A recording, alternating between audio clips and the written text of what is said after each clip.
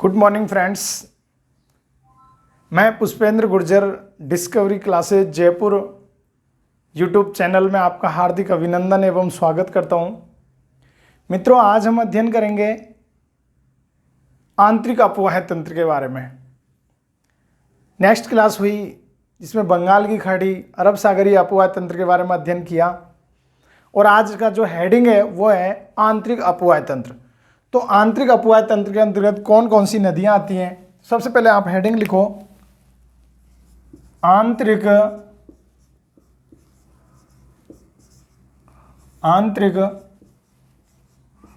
अपवाह तंत्र।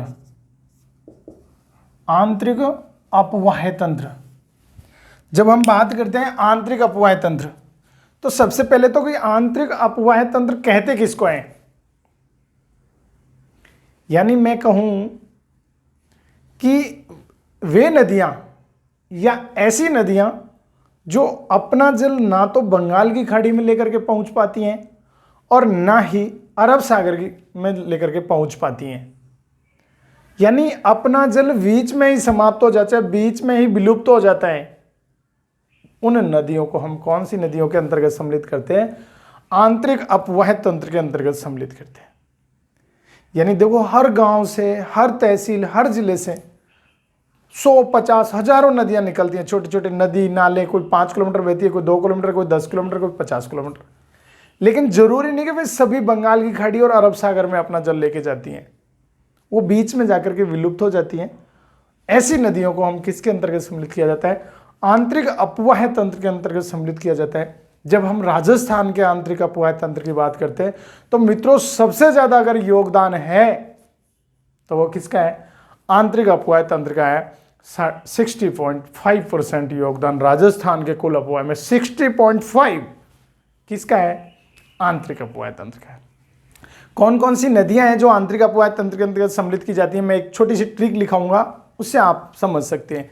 First class में भी लिखाई थी, अगर आपको याद हो तो इसके अंतर्गत आपको याद रख सकते हो। आंतरिक अपवाह तंत्र की ट्रिक है, काका शाम को घर आना। याद हो जाएगी? क्या है, कितनी सरल है। देखो, काका शाम को घर आना, याद हो गई? सिंपल है ना। काका शाम को घर आना। देखो, का से क्या बनता है? तो का से बनता है कांकणी, कांकनी नदी। नेक्स्ट का से बनता है कांतली नदी।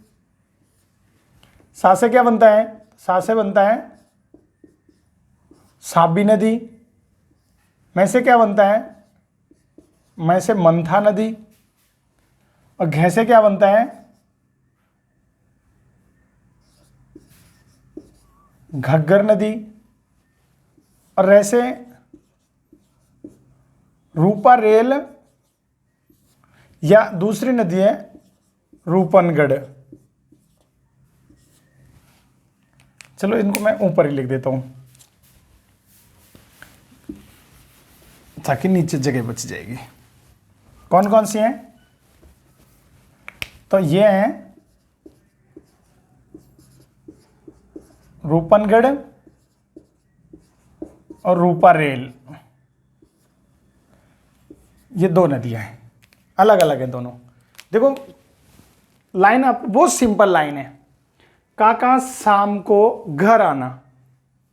काका शाम को घर आना, काका किसको बोलते हैं ग्रामीण भाषा में? इसका मतलब होता है अंकल, जिसको हम बोलते हैं। तो काका शाम को घर आना, का से क्या बनेगा? कांकनी नदी। का से कांतली नदी। सा से साबी नदी। मैं से मंथा। घे से घग्गर और रे से रूपनगढ़ और रूपा रेल नदी बनती है। याद हो जाएंगी? एक बार पुनः देखिए, रूपनगढ़, रूपा रेल, घग्गर, मंथा, साबी, कांतली और कांकनी। ये नदियां कैसी हैं? आंतरिक अपवाह तंत्र की नदियां हैं। यूं तो हजारों नदियां हैं आंतरिक अपवाह तंत्र की, लेकिन मुख्य इंपॉर्टेंट जिनके बारे में अक्सर एग्जाम में पूछा गया है या पूछा जाता है, तो वो नदियां इन नदियों के संदर्भ में आपको 7 नदियों के संदर्भ में याद रखना है। सबसे पहले फर्स्ट नंबर पे आप हेडिंग लिखोगे कौन सी नदी, तो सबसे बड़ी नदी है उसी के बारे में लिख लेते हैं। तो ए नंबर पे सबसे बड़ी नदी के बारे में, तो ये है मित्रों घग्गर नदी। तो आप हेडिंग लिखो घग्गर नदी। देखो घग्गर नदी का उद्गम कहां से होता है, मैं यह मानचित्र में बता देता हूं आपको पहले, फिर उसके बाद लिखवा भी दूंगा।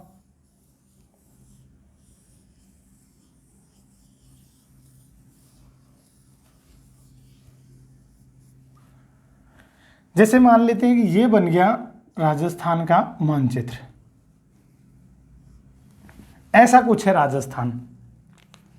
अब देखिए मित्रों, राजस्थान में ये नदी कहां से निकलती है, तो राजस्थान से नहीं निकलती, ये यहां से निकलती है और यहां है हिमाचल प्रदेश। कहां से निकलती है, हिमाचल प्रदेश में। हिमाचल प्रदेश की राजधानी क्या है, शिमला, तो शिमला से निकलती है। और शिमला में यहां पे पहाड़ियां पाई जाती हैं जिनको हम बोलते हैं कौन सी पहाड़ियां, शिवालिक पहाड़ियां। शिवालिक पहाड़ियां कहां पर है ये, हिमाचल प्रदेश शिमला में शिवालिक पहाड़ियां। और शिवालिक पहाड़ियों में एक मंदिर है जिसका नाम है, कौन सा मंदिर, तो वो है कालिका माता का मंदिर। कौन सी, कालिका माता। इस कालिका माता के मंदिर के पास से निकलती है ये नदी, याद रह जाएगा। दोबारा से देखो, हिमाचल प्रदेश में शिमला के निकट शिवालिक पर्वत श्रेणियों में कालिका माता के मंदिर के पास से उद्गम होता है कौन सी नदी का, घग्गर नदी का। यहां से उद्गम होने के बाद में ये राजस्थान के यहां, और यहां जगह है उसको अपन बोलते हैं कौन सा, टिब्बी। और मित्रों ये टिब्बी जो जगह है ये कहां पर है, तो ये है हनुमानगढ़ में। कौन से गढ़ में, हनुमानगढ़। इसे टिब्बी नामक स्थान पर प्रवेश करती है। और ये टिब्बी नामक स्थान पर प्रवेश करने के बाद यहीं से आगे जब थोड़ा सा प्रवाहित होती है, यहां पे एक झील है जिसका नाम है, कौन सी झील, तो ये है तलवाड़ा झील। ये जो तलवाड़ा झील है ये राजस्थान की सबसे नीची झील है, यानी जो इसका धरातल है वो समुद्र तल से ऊंचाई सबसे कम है इसकी। और सबसे ऊंची झील कौन सी हो जाएगी, नक्की झील, सिरोही, माउंट आबू। लेकिन सबसे नीची झील कौन सी है, ये तलवाड़ा झील है। कौन सी झील है, ये तलवाड़ा झील है। यह तलवाड़ा झील का निर्माण होता है, उसके बाद में ये हनुमानगढ़ जिले में बहती है। और हनुमानगढ़ में यहाँ पे जो भटनेर दुर्ग है, कौन सा दुर्ग, चलो नीचे लिख देता हूँ ऐसे तीर का निशान लगा के, हनुमानगढ़ में कौन सा दुर्ग है, भटनेर दुर्ग। तो भटनेर दुर्ग के यहाँ पर जाकर के ये क्या होती है, विलुप्त हो जाती है यहाँ पे। लेकिन इसमें कभी कभार बाढ़ आ जाती है, और बाढ़ आती है तो नॉर्मल वे में इसका पानी यहाँ चला जाता है। और गंगानगर में यहाँ जगह है, दो जगह हैं जिनको अपन बोलते हैं कौन से, तो सूरतगढ़, सूरतगढ़ और अनूपगढ़। इसका जल कहां तक पहुंच जाता है, ये गंगानगर जिले में सूरतगढ़ और अनूपगढ़ तक पहुंच जाता है। और यहां पहुंचने के बाद और अगर ज्यादा बाढ़ आती है तो ये पाकिस्तान में चला जाता है। और पाकिस्तान में एक जगह है जिसका वो अपन बोलते हैं फोर्ट अब्बास, फोर्ट अब्बास। ये फोर्ट अब्बास तक इसका जल चला जाता है। कौन सी नदी की बात कर रहे हैं हम मित्रों, तो ये नदी थी घग्गर नदी। और फोर्ट अब्बास तक जब इसका जल चला जाता है, यहां जल पहुंच जाता है। तो ये नदी हो गई घग्गर नदी। अब घग्गर नदी को हनुमानगढ़ जिले में और यहाँ पे जो राजस्थान में प्रवाहित होती है, इसके अपवाह क्षेत्र को यहाँ पे बोलते हैं अपन नाली। क्या कहते हैं, नाली, या इसे ही कहते हैं पाट। जबकि अगर पाकिस्तान की बात की जाए तो पाकिस्तान में इसे कहा जाता है यहां पे हकरा। क्या कहते हैं, हकरा कहा जाता है। दोबारा से समझिए, हम बात कर रहे हैं घग्गर नदी, जो आंतरिक अपवाह प्रणाली की सबसे लंबी नदी है। 462 किलोमीटर, कई बुकों में 65 भी रखा है, तो 462-65 किलोमीटर क्षेत्र में प्रवाहित होती है। उद्गम कहाँ से होता है? तो हिमाचल प्रदेश से, शिमला, हिमाचल प्रदेश राजधानी शिमला के निकट शिवालिक पर्वत श्रेणी से। जब मैं हिमालय पर्वत के बारे में अध्ययन किया, प्रायद्वीपीय पठारी प्रदेश के बारे में अध्ययन किया, तटवर्ती मैदानी प्रदेश, तो हिमालय प्रदेश के अध्ययन किया, तो उस समय मैंने बताया था शिवालिक पर्वत श्रेणी।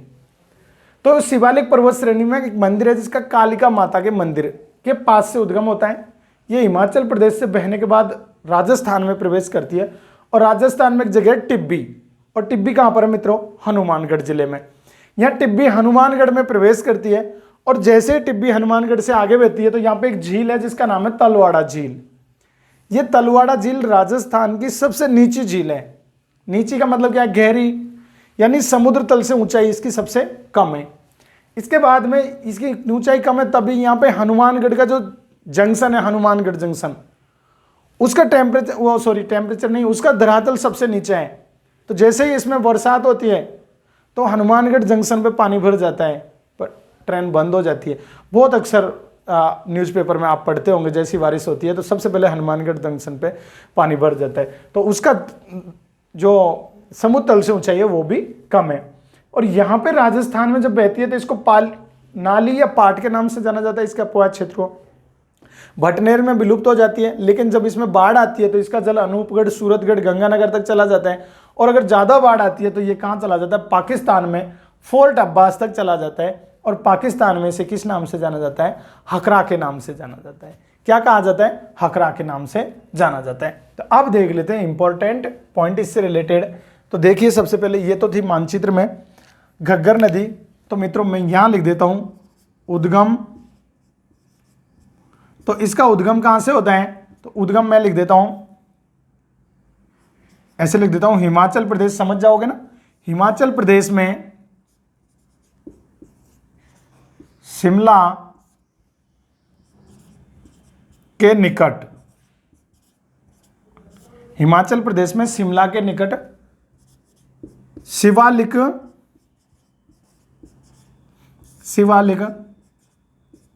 पर्वत श्रेणी, शिवालिक पर्वत श्रेणी में कहां से होता है?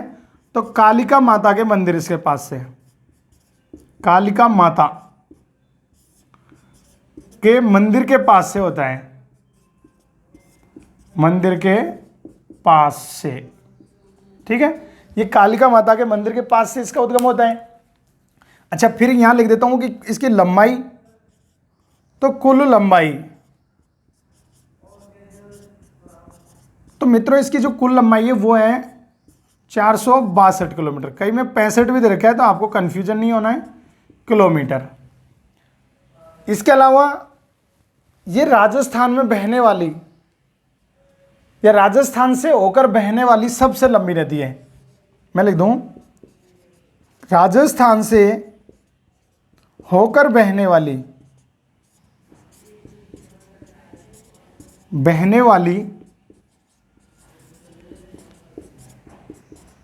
सबसे लंबी नदी। तो राजस्थान से होकर बहने वाली सबसे लंबी नदी कौन सी हो जाएगी? तो सबसे लंबी नदी कौन सी है मित्रों? घग्गर नदी। इसके अलावा अपन को याद रखना है कि इसके और किस नाम से जाना जाता है? उपनाम। तो मैं यहां लिख देता हूं उपनाम।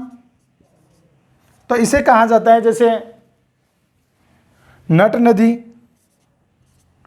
नट नदी, मृत नदी, सोतर नदी, सोतर नदी, द्वेषवती नदी, द्वेषवती नदी।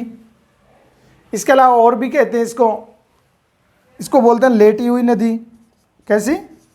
लेटी हुई नदी, लेटी हुई नदी। इसके बाद में और इसको बोला जाता है सरस्वती नदी, सरस्वती नदी। और राजस्थान का शोक भी कहते हैं इसको। तो राजस्थान आदि नामों से जाना जाता है। लेटी हुई नदी क्यों कहते हैं? क्योंकि ये इस प्रकार से बहती है, ये आड़े पार्ट में बहती है, इसलिए इसको लेटी नदी। देखो दोबारा से कौन कौन सी है? नट नदी, मृत नदी, क्योंकि वर्तमान में मृत प्राय हो चुकी है। सोतर नदी, द्वेषवती नदी, लेटी हुई नदी, सरस्वती नदी या राजस्थान का शोक के नाम से भी इस नदी को जाना जाता है। किस नदी की बात करें हम, तो वह है घग्गर नदी। नेक्स्ट पॉइंट है कि राजस्थान में प्रवेश, तो राजस्थान में प्रवेश कहां करती है, राजस्थान में प्रवेश, बताओ राजस्थान में प्रवेश, मैंने अभी बताया राजस्थान में प्रवेश कहां करती है, तो टिब्बी हनुमानगढ़ में। कहां करती है, टिब्बी हनुमानगढ़, ये टिब्बी हनुमानगढ़ में राजस्थान में प्रवेश करती है। इसके अलावा नेक्स्ट पॉइंट में यहां लिख देता हूं, तो टिब्बी हनुमानगढ़ में प्रवेश कर जाती है। इसके अलावा नेक्स्ट है कि इसमें राजस्थान की सबसे नीची झील, तो तलवाड़ा या तलवाड़ा झील, और तलवाड़ा झील का निर्माण करती है। कोष्टक में लिख देता हूं, ये राजस्थान की कैसी है, राजस्थान की सबसे नीची है। राजस्थान की सबसे नीची झील कौन सी हो जाएगी, तो तलवाड़ा झील का निर्माण करती है। इसके अलावा इसे किस नाम से जाना जाता है, तो राजस्थान में इसको क्या कहा जाता है, नाली, या क्या कहा जाता है, पाट। और जबकि पाकिस्तान में इसे क्या कहा जाता है, तो पाकिस्तान में इसे क्या कहा जाता है बताओ, तो पाकिस्तान में कहा जाता है मित्रों हकरा कहा जाता है। और पाकिस्तान में ये जाती कहाँ तक है, तो फोर्ट अब्बास तक। कहाँ तक जाती है, फोर्ट अब्बास तक, अब्बास तक चली जाती है अगर बाढ़ आती है तो, ठीक है। इसके अलावा इसका याद रखना है कि जो हनुमानगढ़ जंक्शन का धरातल नदी के धरातल से भी नीचा है, तो हनुमानगढ़ जंक्शन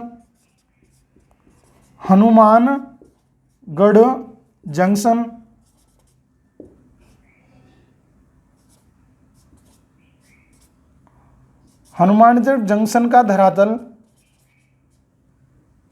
कैसा है, हनुमानगढ़ जंक्शन का धरातल नदी के धरातल से भी क्या है, नीचा है, नदी के धरातल से भी नीचा है। जो हनुमानगढ़ जंक्शन का धरातल हो, नदी के जो पास में होकर नदी गुजरती है उसके धरातल से भी उसका क्या है, पार्ट नीचा पाया जाता है। तो ये पॉइंट थे कुछ जो आपको इसके संदर्भ में याद रखने थे। इसके अलावा थोड़ा सा और लिख देता हूं मैं,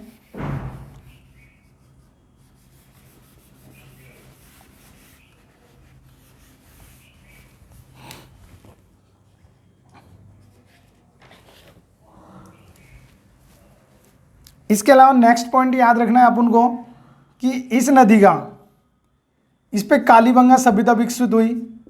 कौन सी, कालीबंगा सभ्यता।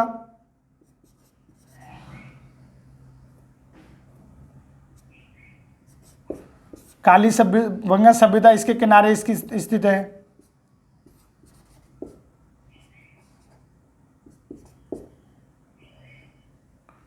कालीबंगा सभ्यता इसके किनारे स्थित है। इसके अलावा गंगानगर हनुमानगढ़ में जाती है अनूपगढ़ तक। हनुमानगढ़ में कहाँ जाती है, अनूपगढ़, सूरतगढ़ तक गंगानगर में जाती है। और अगर इसमें बारिश आ जाती है या बाढ़ आ जाती है तो ये कहाँ चली जाती है, फोर्ट अब्बास तक चली जाती है। अब्बास तक ये अपना जल लेकर के चली जाती है। तो ये थी मित्रों कौन सी नदी, घग्गर नदी, आंतरिक अपवाय की सबसे लंबी नदी और राजस्थान से होकर बहने वाली सबसे लंबी नदी। तो मैं समझता हूँ घग्गर नदी के बारे में आपको याद हो गया होगा। एक बार अगर आपको स्क्रीनशॉट लेना है तो आप इसका स्क्रीनशॉट ले सकते हो।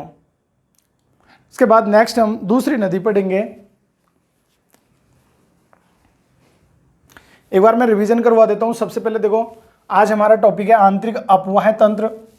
और आंतरिक अपवाह तंत्र में ये ट्रिक आपको याद रखनी है, का शाम को घर आना, का से कांकनी नदी, कांतली नदी, साबी नदी, में से मंथा नदी, कैसे घग्गरगढ़ नदी और रूपनगढ़ और रूपा रेल नदियां। सबसे पहले नदी थी घग्गर नदी। और घग्गर नदी का उद्गम होता है मित्रों हिमाचल प्रदेश में शिमला के निकट शिवालिक पर्वत श्रेणी में कालिका माता के मंदिर के पास से उद्गम होता है।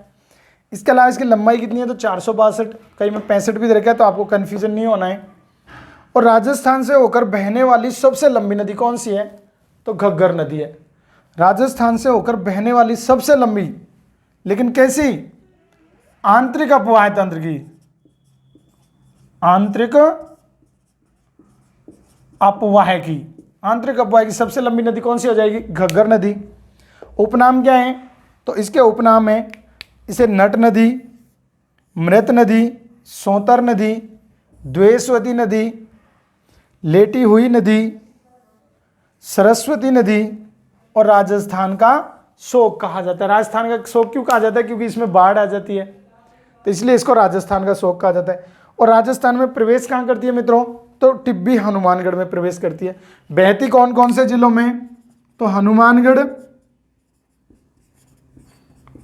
हनुमानगढ़ और गंगानगर, हनुमानगढ़ और किसमें, गंगानगर, इन 2 जिलों में प्रवाहित होती है।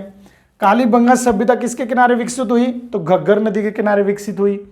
ये यहाँ पे हनुमानगढ़ में भटनेर से होकर के निकलती है और अनूपगढ़ और सूरतगढ़ तक जाती है।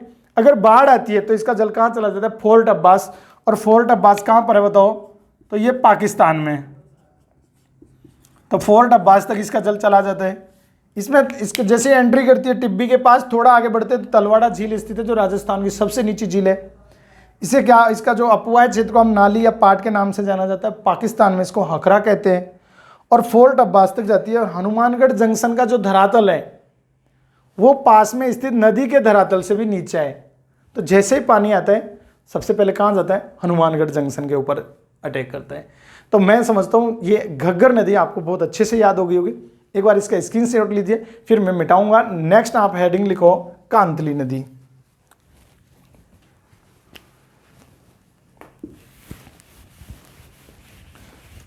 तो देखो मित्रों, कांतली नदी का उद्गम कहां से होता है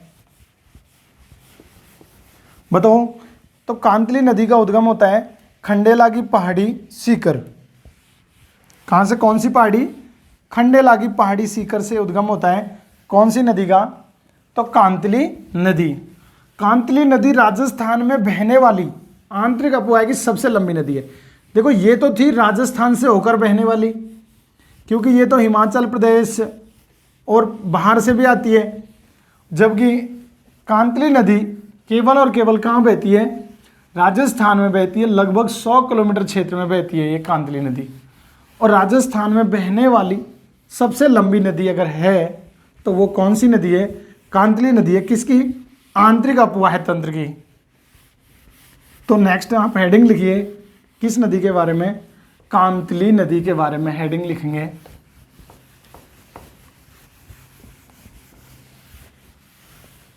तो देखिए नेक्स्ट है कांतली नदी। ये रही कांतली नदी, मैं यहां लिख देता हूं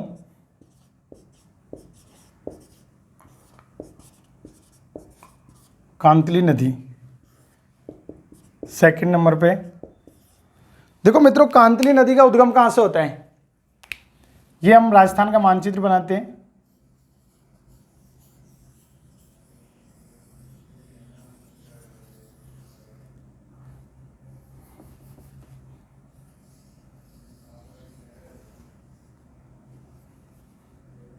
इस प्रकार से है, कांतली नदी का उद्गम यहां से होता है और यहां है सीकर।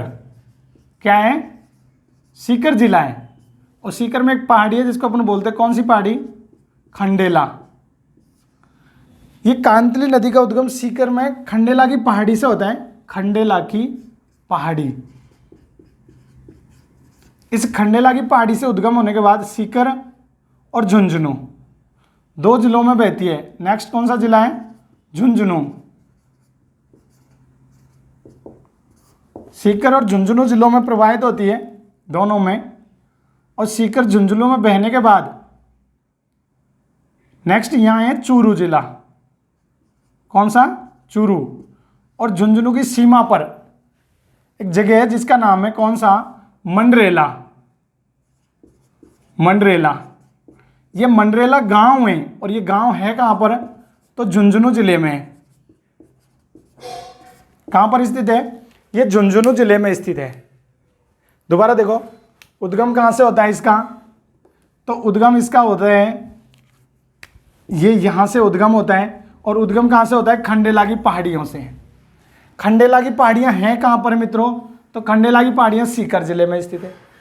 तो ये सीकर और झुंझुनू 2 जिलों में प्रवाहित होती है, और झुंझुनू और चूरू की सीमा पर ये जगह है, जो गांव है, और इस गांव का नाम क्या है, इस मंडरेला गांव के निकट, झुंझुनू जिले में पड़ता है ये मंडरेला गांव, और मंडरेला गांव के निकट बालू में लुप्त हो जाती है। तो ये राजस्थान में बहने वाली आंतरिक अपवाह की सबसे लंबी नदी है।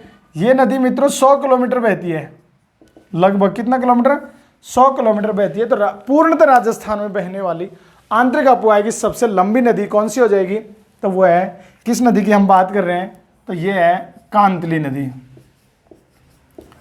इस कांतली नदी के अपवाह क्षेत्र को क्या कहा जाता है, तो इसके अपवाह क्षेत्र को क्या बोलते हैं, तो इसके अपवाह क्षेत्र को बोला जाता है तोरावाटी। क्या कहा जाता है इसके अपवाह क्षेत्र को, तो कांतली नदी के अपवाह क्षेत्र को क्या कहा जाता है, तोरावाटी कहा जाता है। तो ये अपन को याद रखना था। उद्गम खंडेला की पहाड़ी से और समाप्त कहाँ होती है, तो मंडरेला झुंझुनू के पास जाके समाप्त हो जाती है। कितने किलोमीटर बहती है, 100 किलोमीटर बहती है। कैसी नदी है, आंतरिक अपवाह की नदी है, और पूर्णतः राजस्थान में बहने वाली आंतरिक अपवाह की सबसे लंबी नदी तो कौन सी हो जाएगी मित्रों, कांतली नदी। और कांतली नदी के अपवाह क्षेत्र को क्या कहते हैं, तो कांतली नदी के अपवाह क्षेत्र को क्या कहा जाता है, तोरावाटी कहा जाता है। तो ये आपको याद रखना था। एक बार मैं पुनः रिपीट करवा देता हूं। कांतली नदी उद्गम, तो उद्गम कहां से होता है बताओ, तो उद्गम होता है खंडेला की पहाड़ी, खंडेला की पहाड़ी से होता है। खंडेला की पहाड़ी है कहां पर, तो सीकर जिले में खंडेला की पहाड़ी से उद्गम होता है। तो कहां, कुल लंबाई कितनी है इसकी, तो कुल लंबाई है, कुल लंबाई कितनी है मित्रों, 100 किलोमीटर है। इसके अलावा आपको याद रखनी है कि राजस्थान में बहने वाली, राजस्थान में कैसे पूर्णतः, राजस्थान में बहने वाली पूर्णतः आंतरिक अपवाह तंत्र की, आंतरिक अपवाह की, आंतरिक अपवाह तंत्र की कौन सी नदी है ये, तो सबसे लंबी नदी है, लंबी नदी हो जाएगी। इसके अलावा इसका अपवाह क्षेत्र कहाँ कहाँ है, तो अपवाह, अपवाह, तो अपवाह क्षेत्र कौन कौन से जिलों में बताओ, तो एक तो हनुमानगढ़, सॉरी मैं घग्गर की याद रह गई, एक तो इसका सीकर, और दूसरा कहाँ है मित्रों, तो झुंझुनू में। सीकर और झुंझुनू 2 जिलों में बहती है। और झुंझुनू का ही चूरू की बॉर्डर पे एक जगह है जिसका नाम क्या बताया, मंडरेला, और मंडरेला गांव है।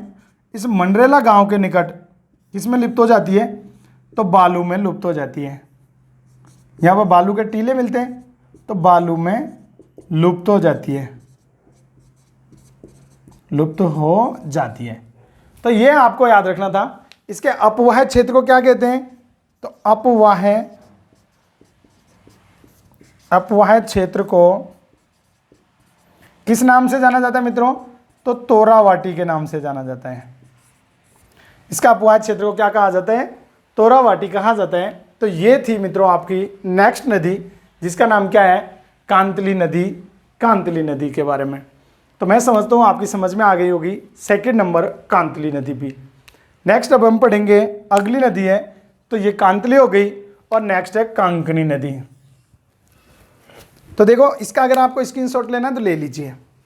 उसके बाद नेक्स्ट पढ़ेंगे कांकनी नदी। मिटा दूं इसको। देखो दोबारा से कांतली नदी, तो कांतली नदी का उद्गम कहाँ से होता है, खंडेला की पहाड़ी सीकर से होता है। कितने किलोमीटर में बहती है, तो मात्र 100 किलोमीटर में बहती है। और इसके राजस्थान में पूर्णतः बहने वाली कैसी लंबी नदी है ये, तो देखिए नेक्स्ट नदी है तो कांकनी नदी। नेक्स्ट कौन सी है, कांकनी नदी। इस कांकनी नदी को कांकनी या कांकनेय भी कहते हैं, कांकनेय नदी। मित्रों ये जो कांकनी नदी या कांकनेय नदी है, थर्ड नंबर, इसका उद्गम कहाँ से होता है? तो इसका उद्गम होता है जैसलमेर जिले से। और जैसलमेर जिले में एक गांव है जिसका अपन बोलते हैं कोटरा गांव या कोटरी गांव, कोटरी, या इसको अपन कोठारी भी बोलता है कई बुकों में। तो कोटरी या कोठारी गांव से होता है, या कोटरी या कोठारी गांव से उद्गम होने के बाद मात्र और मात्र ये कुल 17 किलोमीटर प्रवाहित होती है। कितने किलोमीटर? 17 किलोमीटर बहती है। या मैं कहूं कि आंतरिक अपवाह तंत्र की सबसे छोटी नदी कौन सी नदी? आंतरिक अपवाह तंत्र की सबसे छोटी कैसी नदी है ये? तो आंतरिक अपवाह तंत्र की सबसे छोटी नदी है। तो आंतरिक अपवाह तंत्र की सबसे छोटी नदी कितने किलोमीटर में बहती है? मात्र 17 किलोमीटर क्षेत्र में बहती है। और कहां पर निकलती कहां से? तो कोटरी गांव की पहाड़ियों से निकलती है। इसके अलावा जैसलमेर में ही ये एक बुझ झील का निर्माण करती है। जैसलमेर में एक झील है जिसका नाम क्या है? ये बुझ झील। इस बुझ झील का निर्माण करती है। इसके अलावा इसका जल कहाँ चला जाता है? तो यहाँ पे एक जगह है जिसका नाम है मीठा खाड़ी। देखो ये खाड़ी नहीं है जैसे बंगाल खाड़ी और ये अपने गल्फ स्ट्रीम खाड़ी, ये सिर्फ मीठा खाड़ी जगह का नाम है। तो इस मीठा खाड़ी नामक स्थान पर जाकर क्या होती है? तो विलुप्त हो जाती है, विलुप्त हो जाती है। इस मीठा खाड़ी नामक स्थान पर जाकर समाप्त हो जाती है। कौन सी नदी की बात कर रहे हैं मित्रों? कांकनी नदी। अगर राजस्थान के मानचित्र में मैं इसको बनाना चाहूं तो इसको बना सकते हैं हम। तो ये राजस्थान का मानचित्र, ये जैसलमेर है और ये नदी हो जाएगी। ओनली फॉर कहाँ बहती है? ये जैसलमेर में बहती है। और ये मान लेते हैं ये है मीठा खाड़ी, और ये यहाँ से हो जाएगा कौन सा गांव? कोठारी गांव। और ये टोटल कहाँ पर है? जैसलमेर में। और इस नदी का नाम क्या है? तो इसे वहाँ पे स्थानीय भाषा में इसको बोलते हैं मसूरदी नदी। कौन से बोलते हैं यहाँ पे? मसूरदी नदी। तो इसे कांकनी नदी या कांकनेय नदी या फिर मसूरदी नदी के नाम से भी जाना जाता है। कौन सी नदी है? तो मसूरदी नदी या फिर कांकनी या कांकनेय नदी। उद्गम कहाँ से हुआ था? तो जैसलमेर में कोटरी या कोठारी गांव की पहाड़ियों से उद्गम होने के बाद केवल जैसलमेर जिले में 17 किलोमीटर बहती है। आंतरिक अपवाह तंत्र की सबसे छोटी नदी है और जैसलमेर में बुझ झील में जाकर के बुझ झील का निर्माण करती है और ये मीठा खाड़ी नामक जगह पर जाकर के विलुप्त हो जाती है। अपना जल बालुका में लुप्त हो जाता है। तो ये थी मित्रों कौन सी नदी? कांकनी नदी या कांकनेय नदी। समझ में आ गई होगी मैं समझता हूं। नेक्स्ट नदी के बारे में जिसके बारे में अध्ययन करेंगे तो वो है साबी नदी। कौन सी नदी? साबी नदी। तो आप अगला हेडिंग लिखिए साबी नदी। इसको मैं मिटा देता हूं। तो अब है आंतरिक अपवाह के चौथे नंबर की जो नदी है वो है साबी नदी। आंतरिक अपवाह की चौथी नदी है साबी नदी। ये आंतरिक अपवाह तंत्र राजस्थान का अपवाह तंत्र का लास्ट पॉइंट है। आज अपवाह तंत्र टॉपिक समाप्त हो जाएगा। कल से नेक्स्ट टॉपिक के बारे में अध्ययन करेंगे। तो ये देखिए अब नेक्स्ट है साबी नदी। तो मित्रों साबी नदी यहां लिख देता हूं मैं हेडिंग 4 नंबर और इसका नाम है साबी नदी।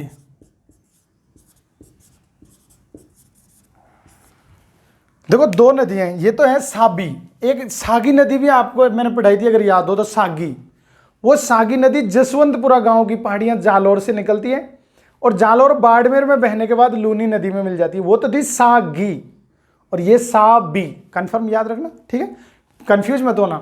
सागी अलग है, सागी लूनी की सहायक है, और साबी आंतरिक अपवाय तंत्र की नदी है। तो ये साबी नदी का उद्गम कहां से होता है? तो मित्रों इसका उद्गम होता है सेवर की पहाड़ियों से। कहां से?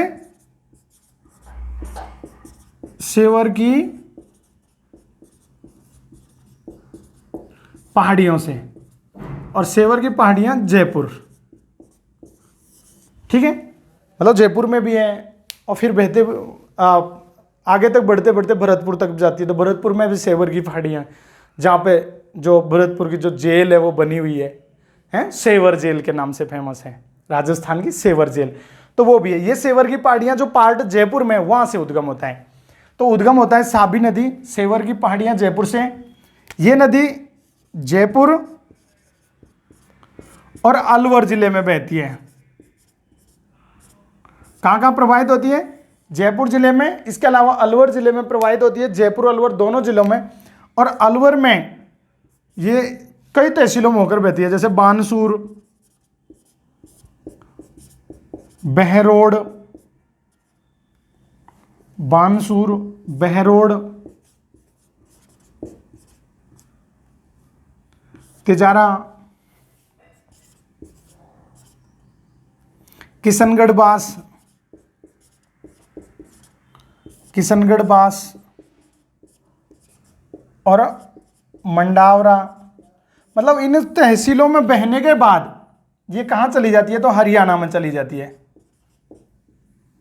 कहां चली जाती है? प्रवेश करती है हरियाणा में। और हरियाणा में जगह जिसका नाम है, जिला है गुड़गांव।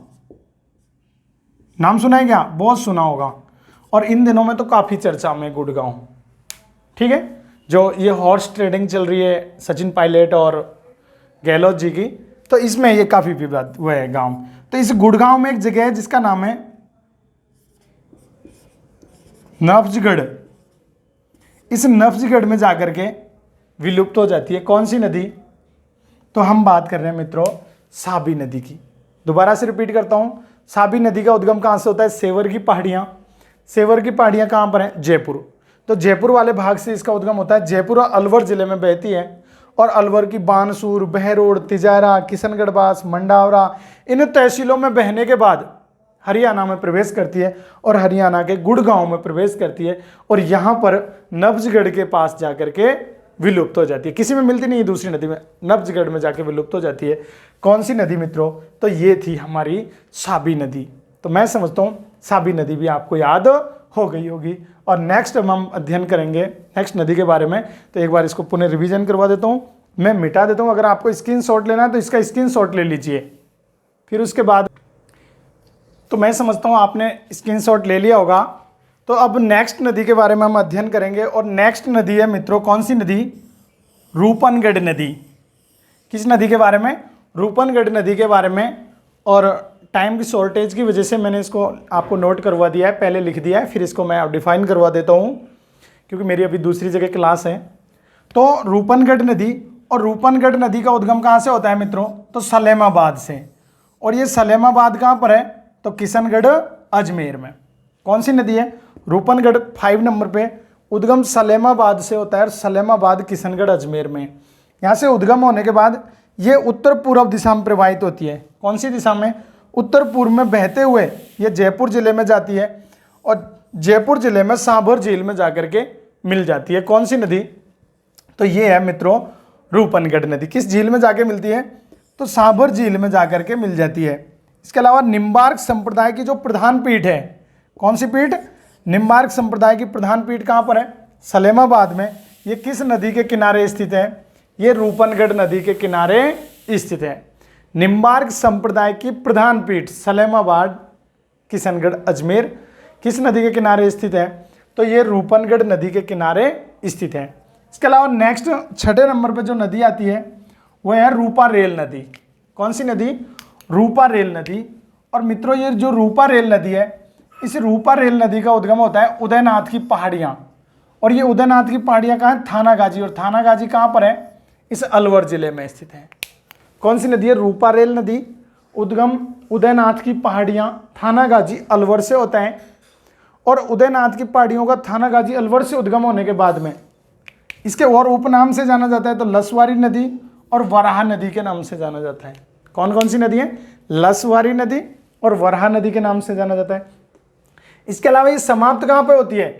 तो उदयनाथ की पहाड़ी अलवर होती है और अलवर से लेकर के इस भरतपुर में चली जाती है और भरतपुर में सीकरी बांध है। सीकरी, फतेहपुर सीकरी, खूब नाम सुना होगा, बुलंद दरवाजा। तो ये सीकरी बांध बना हुआ है और भरतपुर में, तो यहाँ सीकरी बांध में जाकर के अपना जल डालती है। इसके अलावा इसकी सहायक नदियाँ कौन कौन सी हैं? तो ताल वृक्ष, नरेनपुर, काली घाटी और श्याम गंगा। कौन कौन सी? ताल वृक्ष, नरेनपुर, काली घाटी और श्याम गंगा। ये किसकी नदियां हैं? तो रूपा रेल नदी की सहायक नदियां। पुनः मैं रिपीट करवा देता हूं। उद्गम उदयनाथ की पहाड़ियां, थानागाजी अलवर से होता है, समझ में आ गया। नेक्स्ट, इसके उपनाम किस नाम से जानते हैं? तो लसवारी नदी या वराह नदी।